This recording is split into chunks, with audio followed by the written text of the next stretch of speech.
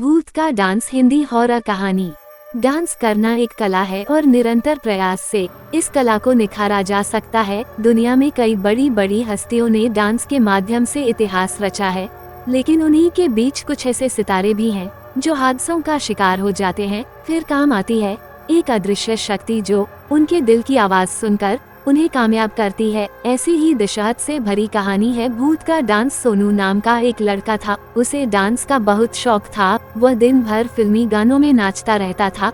सोनू एक बहुत कामयाब डांसर बनना चाहता था, लेकिन उसके घर के हालात उसे अपने सपनों को पूरा करने से रोक रहे थे। सोनू सिर्फ 13 साल का था, लेकिन वह अपने सपनों के पीछे इतना पागल था कि रोड पर चलते हुए भी डांस करने लगता था। सोनू के निरंतर प्रयास से उसकी डांस की कला निखर चुकी थी और वह अपनी उम्र के बच्चों के मुकाबले बेहतरीन डांस करना सीख चुका था। एक बार सोनू के स्कूल में डांस की प्रतियोगिता होती है, जिसमें सभी बच्चे भाग लेते हैं। सोनू भी डांस प्रतियोगिता के लिए काफी उत्साहित होता है। सोनू को पूरा यकीन होता है कि वह इस प्रतियोगिता में प्रथम स्थान प्राप्त करेगा। प्रतियोगिता प्रारंभ होती है और सभी प्रतिभागी बच्चे एक एक करके अपने डांस का प्रदर्शन करते हैं। तभी बारी आती है सोनू के डांस की और वह मंच पर आते ही जबरदस्त डांस करता है। लोग तालियां बजा रहे होते हैं कि अचानक सोनू हवा में उछलकर एक डांस स्टेप करता है, लेकिन गलती से वह डांस फ्लोर में अपनी गर्दन के बल गिरता है और उसकी गर्दन से रीढ़ तक की हड्डी टूट जाती है। आनन फानन में उसे अस्पताल पहुंचाया जाता है।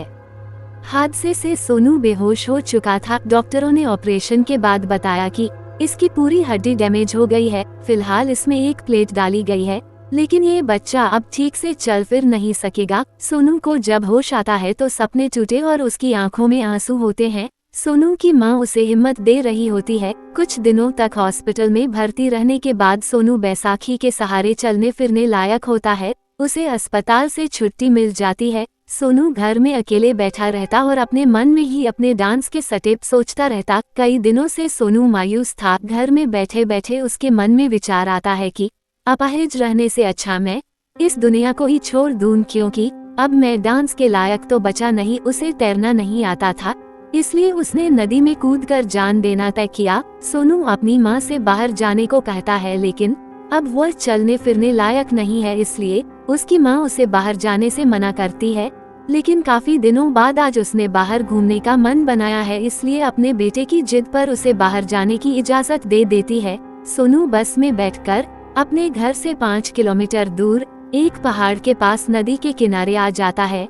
दरअसल सोनू पहले भी यहाँ अपने दोस्त के साथ एक बार आया था। वह नदी के किनारे बने पहाड़ पर धीरे धीरे चढ़ने लगता है ताकि वहाँ से कूदकर आत्महत्या कर सके। वह पहाड़ के उस जगह पर पहुँच जाता है जहाँ से कूदने के बाद किसी का बचना असंभव है। नदी की तेज धारा बह रही होती है और उसी धारा के बीच में सोनू छलांग लगा देता है और एक और मासूम अपने सपनों के बोझ के तले दबकर मर जाता है। सोनू की लाश बहते हुए एक बड़े से झरने के नीचे जा गिरती है और एक चट्टान के नीचे फंस जाती है। कई घंटों तक सोनू वहीं फंसा रहता है, लेकिन जैसे ही शरीर को मछलियां खाने लगती हैं, अचानक उसे होश आ जाता है और वह विशालकाय पत्थर हट जाता है।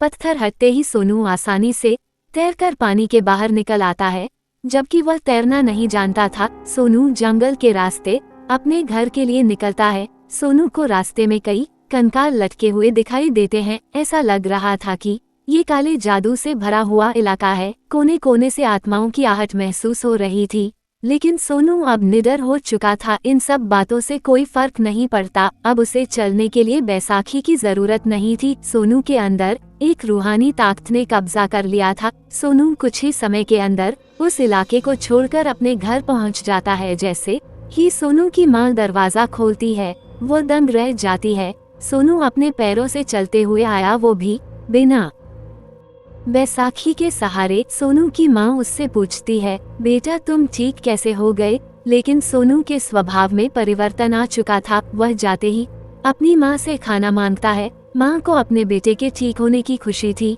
इसलिए वह जानना चाहती थी कि किस डॉक्टर ने उसके बेटे का इतना अच्छा इलाज किया है।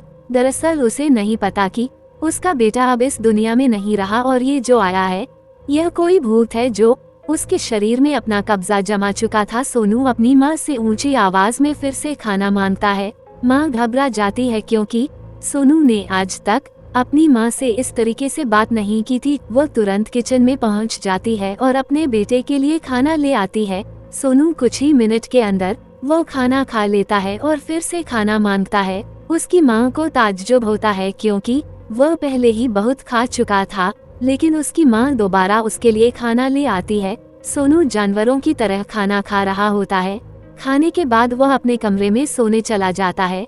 सोनू के बदले हुए रूप को देखकर उसकी माँ चिंतित होती हैं, लेकिन उसे लगता है कि शायद उसका बेटा परेशान है, इसलिए चिड़चिड़ा हो गया है और वो उसे नजरअंदाज करके घर का सामान खरीदने के लिए बाजार चली जाती है। लेकिन सोनू अपने कमरे से बाहर आकर टीवी देखने लगता है। टीवी में अचानक उसे एक डांस कंपटीशन की खबर मिलती है। खबर देखते ही वह डांस कंपटीशन के लिए हिस्सा लेने का मन बना लेता है और अपने घर का दरवाजा बंद करके अपने स्कूल पहुंच जाता है, क्योंकि डांस कंपटीशन में हिस्सा लेने के लिए स्कूली छात्र का होना अनिवार्य था और स्कूल के माध्यम से ही इस प्रतियोगिता में हिस्सा लिया जा सकता था। शहर के सभी स्कूलों के बच्चे इस प्रतियोगिता में हिस्सा ले रहे थे। सोनू भी अपने टीचर के पास जाकर डांस कंपटीशन का फॉर्म भर देता है।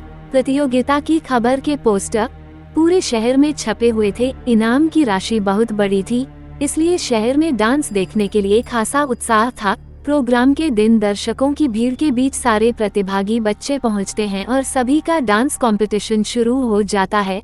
सभी प्रतिभागियों के बाद आखिरी नंबर आता है सोनू का, और सोनू के डांस करते ही दर्शकों की आंखें खुली की खुली रह जाते हैं, क्योंकि सोनू अपने शरीर के सारे अंगों को किसी भी दिशा में आसानी से मोड़ पा रहा था। ऐसा लग रहा था मानो वह रबड़ का पुतला हो। देखते ही देखते वह भूतिया अंदाज में डांस करने लगता है, अपनी आंखें लाल करके जिंदा मुर्दों की तरह डांस करके सबको सम्मोहित कर लेता है। भूत का डांस अपने आप में अद्भुत था। चारों तरफ से दर्शक तालियां बजा रहे थे और सोनू रुकने का नाम नहीं ले रहा था। उसके डांस खत्म होने से पहले ही उसे विजेता घोषित कर दिया जाता है, क्योंकि ऐसा डांस आज तक किसी ने नहीं देखा था। सोनू के लिए सारे दर्शक तालियां बजाने लगते हैं और अचानक सोनू बेहोश होकर फर्श पर गिर जाता है।